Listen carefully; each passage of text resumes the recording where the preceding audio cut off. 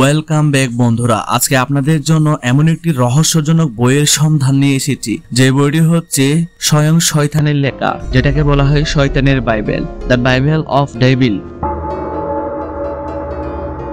Hello বন্ধুরা, আপনারা কি জানেন শয়তানেরও বাইবেল রয়েছে? হ্যাঁ বন্ধুরা, শয়তানেরও বাইবেল রয়েছে, যার নাম হচ্ছে কোডেক্স গিগার্স অর্থাৎ শয়তানের বাইবেল, যা ডেভিল বাইবেলস নামে পরিচিত একটা বই, যেটার ওজন প্রায় 75 কেজি। বন্ধুরা, এটা লেখা শেষ করতে একজন মানুষের সময় লেগেছিল প্রায় 20 থেকে 25 বছর, কিন্তু এটা মাত্র এক রাতে লেখা হয়েছিল। আর বলা হয় লেখক নিজে তার আত্মা শয়তানের কাছে বিক্রি করেছিল।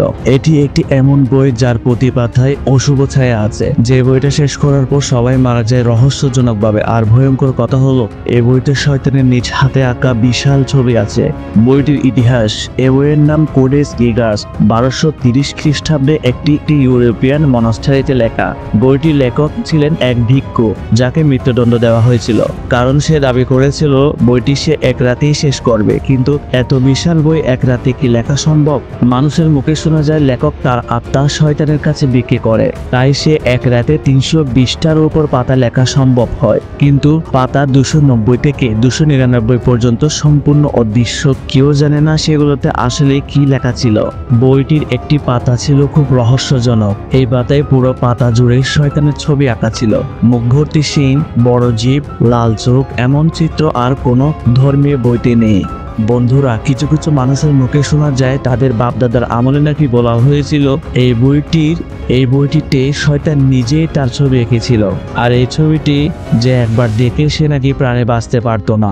বর্তমানে এটা রাখা হয়েছে সুইডেনের ন্যাশনাল লাইব্রেরিতে। কেউ পড়ে দেখতে চাইলেও লাইভ কপিতে ঢুকতে দেওয়া হয় না। যাদের দেওয়া হয়েছিল তারা মানসিক ভারসাম্য হারিয়ে ফেলেছে, আবার কেউ কেউ মারা গিয়েছে। বন্ধুরা, আমাদের গল্পটি ভালো লাগলে অবশ্যই সাবস্ক্রাইব করে আমাদের পাশে থাকবেন। ছবি তুলবেন ভালো কথা, কিন্তু আশেপাশে দেখে তুলবেন কি আছে কি নাই। এখন আপনি আপনার জানটা নিয়ে বাসে যেতে পারবেন কি না, এটাই সন্দেহ।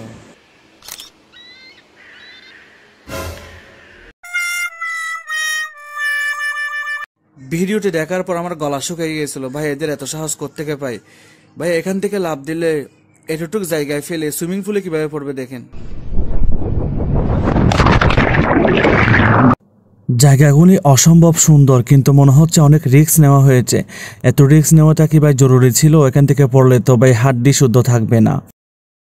কত হাসি খুশি চেহারা, কিছুক্ষণ পরে সেই চেহারা মলিন হয়ে যাবে।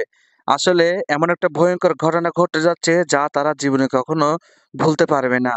এখানে বেলুনে তারা চড়ে চড়ে যাচ্ছিল ঠিকই, কিন্তু মাঝপথে বেলুনটি পুড়ে একজন মানুষ ওখান থেকে পড়ে যায়, আর কিছু মানুষ ওখানেই পুড়ে দগ্ধ হয়ে যায়। ঘটনাটি দূর থেকে একজনে ক্যামেরা বন্দি করে ফেলে। পর দেখতে থাকে এরকম একটা ভয়ঙ্কর ঘটনা। যারা মারা গেছে তারা হচ্ছে এই 8জন। এই 8জনের জন্য গভীর সমবেদনা জানাচ্ছি।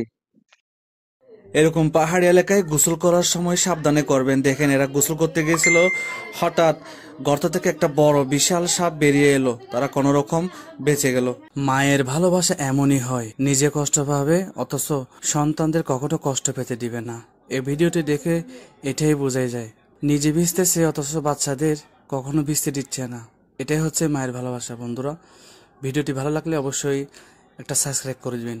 চাইছিল কুকুরের সাথে একটু মজা করবে, কিন্তু কুকুর যে উল্টা তার সাথেই মজা করবে সে কখনো বুঝে উঠতে পারেনি। ভিডিওটি সম্পূর্ণ দেখুন, অনেক মজা পাবেন।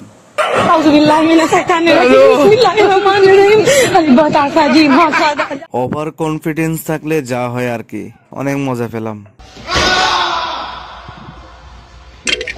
কেমন গান গাইল রে ভাই, কুকুর শুদ্ধ বিরক্ত হয়ে ঘুমিয়ে পড়েছে। কি আজব মানুষ ভাই দুনিয়াতে।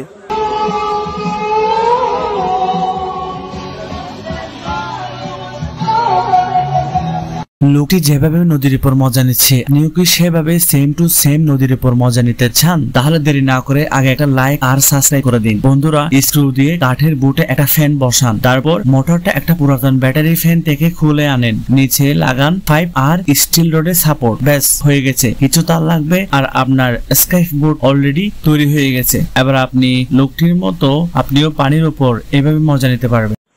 এ তো ভাই শিয়ালের চাইতে স্পিড। কি দেখলাম ভাই? আপনারা সবাই ভিডিওটি পুরোপুরি দেখুন, অনেক মজা পাবেন।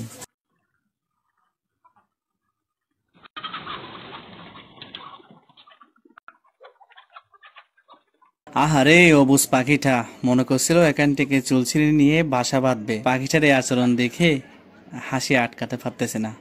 ভিডিওটি দেখে আমার অনেক ভালো লাগছে, কারণ মানুষের প্রতি বাদরের এত ভালোবাসা আর বাদরের প্রতি মানুষের এত ভালোবাসা আমি এর আগে কখনো ভিডিওতে বা বাস্তবে কোথাও দেখিনি। কত ভালোবাসা হলে বাদর এভাবে মানুষটাকে দেখে হাসতে পারে। তাই ভিডিওটা দেখে এটা বোঝা গেল, আপনি প্রাণীকে ভালোবাসলে প্রাণীও আপনাকে ভালোবাসবে।